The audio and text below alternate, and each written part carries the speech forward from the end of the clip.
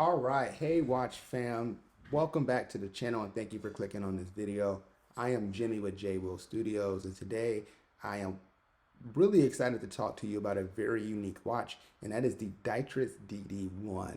This is a very cool, unique aesthetic watch that's not for everyone. It is definitely an acquired taste, but for my style, I think this watch looks great in my collection and proposes a really great value proposition considering what you get.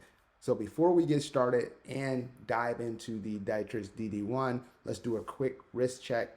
I am wearing a watch that I recently reviewed, and that is the Mito Multi-Fort TV Big Date in green. This is an exceptional watch that comes in an amazing package, just a little bit under $1,300. All right, so enough of that. Let's talk about the Dietrich DD-1. And when I think about this watch, I don't know what DD-1 stands for, but I think of depth. This watch has tons of depth and is very intricate when you look at it up close. On the wrist, it is very easy to tell the time. However, this is something that's really unique, and the Dietrich DD-1 has an almost space vibe to it. So without further ado, let's dive into some specifics of the watch. And I'm going to start off with the dial and explore and work our way outside of the case. So for starters, one of the main things that I really enjoy about the watch is, again, the depth of the dial. This watch is not skeletonized, but you can think that it's skeletonized because I believe what we're looking at is the back plate, and this is really well executed. So the designer team over at Dietrich did a great job designing the back case plate, and through that back plate, you're able to see some of the jewels and just a few of the best parts of the movement. So while you don't get to see the balance spring spinning, I think this is a very unique way to show off different elements of the watch. And it definitely gives the Dietrich DD-1 a very unique and almost luxurious aesthetic. When I first saw this watch at first glance, while there's no similarities, I really thought about the ceramic Audemars Piguet Royal Oak that was recently released within the last couple of years. It gives off very similar vibes without being a direct homage of that particular timepiece. On the next level up, you see the hour and minute markers. So the main numerals 12, 1, 2 are represented by larger luminous squares. And the watch is not super bright from a lumen perspective. However, it gets the job done and makes the watch very legible at night. And then you have just your regular minute markers. And this is done in white font around a black chapter ring that matches the hexagonal shape of the case.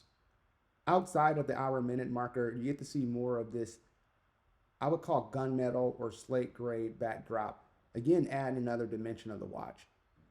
The way this is executed, it makes it look like the back plate and the minute track is on two different ways.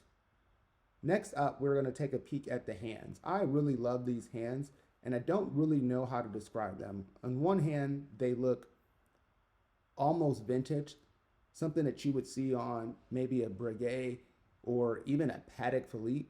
But on the other hand, they look almost futuristic, and I think it's that combination done with this particular dial. So I don't know what you would call these, but the hour and minute hand have these huge pointers at the tip that is filled with luminescent paint. The hour marker gets a almost Mercedes-Benz style logo, but this is done in a very unique way because this is a very unconventional hand shape. I would almost call it teardrop or leaf shaped hands. And probably my favorite feature of this watch is the gold second hand.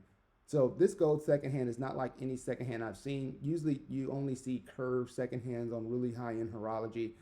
However, we get a curved second hand that is elevated up in a way to point to the kind of fourth layer of this watch, which we'll get to in a little bit, but it makes it really easy to read and tell where the second hand is. I really love the choice of that really unique counterbalance display. And you also get, again, a leaf type luminescent filled tip that makes it really easy to locate where your second hand is and tell the time. One detail I forgot about when discussing the back place of the watch, you do see the Dietrich DD logo around 10 o'clock on the watch dial. Again, add another dimension and aesthetic to a very great looking, unique watch. So jumping up to the sapphire crystal, this is where the watch gets really unique. From the looks of it, I believe that the minute markers are painted underneath. So you have two sets of hour and minute markers. You get the hour minute markers on the dial, and then underneath the case, if you can really make it out, you can see these white etched minute markers with the minute counters in increments of 5. So this makes the watch again very legible. I almost missed that detail when looking at the watch, and the 5, 10, 15, 20 that's done in this almost orangish gold paint is a little bit hard to see. However, I didn't find a need to use those as the hour minute markers on the dial is legible enough. You have a date window at 3, white date wheel with black font, nothing necessarily special there, but it doesn't distract to me from the overall features of the dial. I actually appreciate that this watch does have a date. Because of this dial layout, symmetry is not necessarily the most important thing. This is about function and form, and I think the Dietrich DD-1 execute that very well. So because they decided to use this very unique way to get information on the dial, Dietrich, the name of the brand, is actually at 12 o'clock, pretty high up, so it sits above 12 o'clock, and looks like, again, that it is imprinted on the inside of the sapphire crystal along with these numerals. And then you get Swiss made DD1 down at 12 o'clock. So that is right, ladies and gentlemen. This is a Swiss made micro brand. A lot of the Dietrich models in the past used to use Miyota movements. So while this is a simple three-hander, this is a very complicated three-hander that looks really, really special and a lot different from what you're going to see everywhere else on the market. Going back to the sapphire crystal, so underneath the sapphire crystal, we get 4 hexagonal screws, again, that adds to this futuristic vibe that the watch is trying to go for. So the DD-1 followed the very wild and outlandish organic times watch that I also think is really, really cool. Those watches, you know, don't come up used very often, so you would probably have to buy one used from one of the gray market dealers to get the best deal, but you're probably going to be spending around $1,900 on those. These can be found now on Gnome watches for just under $1,700 in a new package. So I think a really great deal considering that you're getting a Swiss ETA made movement, and this is using the ETA 2842-2. So just the ETA three-hander with a date. So as you can see, this is anything but a conventional watch by any stretch of the imagination. We can talk a little bit around like the wearability in the case. This watch measures 45 millimeters by 46, which means you get a 45 millimeter case shape with 46 millimeter lug to lug, and you're looking at it about 13.2 millimeters thick. So this is not a small watch by any stretch of the imagination. However, because of the extremely short lug width and the very unusual hexagonal case shape, this watch can probably be worn on his wrist as small as 6.5 inches or 6 1/4, depending on how that individual want to wear their watches. If you're looking for something big and bold that have kind of the murdered out, all black out look, this is a killer watch to kind of consider. I currently have it on a gray strap, and I'll also show it on the black strap that it comes with as well, so you can get an idea just of how badass this watch can really look. 13.2 millimeters thick, so not too thick. 13.2 definitely seems wearable. However, you probably will not be sliding this under every dress cuff. This is not a watch that I would recommend wearing with dress cuffs anyway, but that's just my personal preference. The black is done in stainless steel and PVD paint. It'll be interesting to see how this holds up. I will say that the PVD paint feels very well executed. We will see how that holds up under time. I don't think this watch will look bad at all if it wasn't stainless steel. And I know PVD might turn off some users, but this is a very, very cool watch. This is not a daily watch, at least for me, that I will find myself wearing, but I have worn it, 7 or 8 times the few weeks that I've had it, and I think it looks really, really, really cool. And again, it just kind of fits a new and different design aesthetic from what I normally have on my wrist. So let's get a wrist shot. And for this particular shot, I'll definitely highlight some of the other straps in the video.